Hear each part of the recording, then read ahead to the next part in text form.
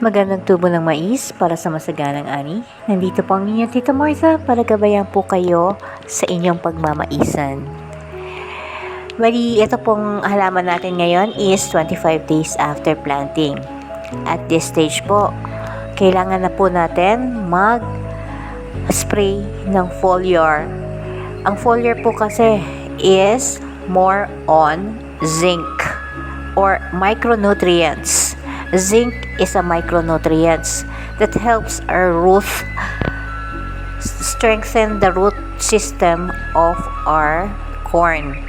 Mali, kasi at this stage po kasi pababa ang tubo ng ating mais, meaning nag-grow po ang kanyang mga ugat para maging ang ugat po kasi niya para maging makasuporta po sa ating mga mais.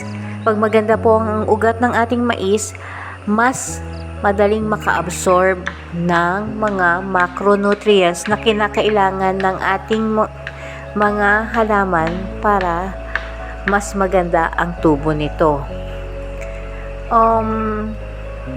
Makikita nyo naman po na ang ating mais is nasa 12 inches tall na po.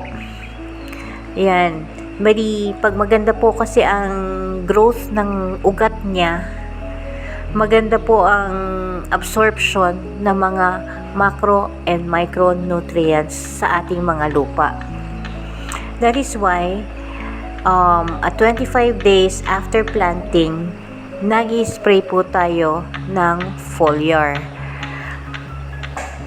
Ayun po, for recap po,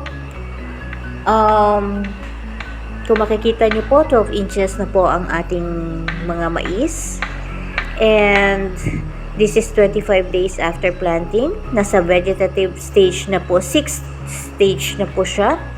Wherein, pababa po ang tubo ng ating mais, meaning, mas kailangan natin bigyan ng importansya ang root growth ng ating mga mais.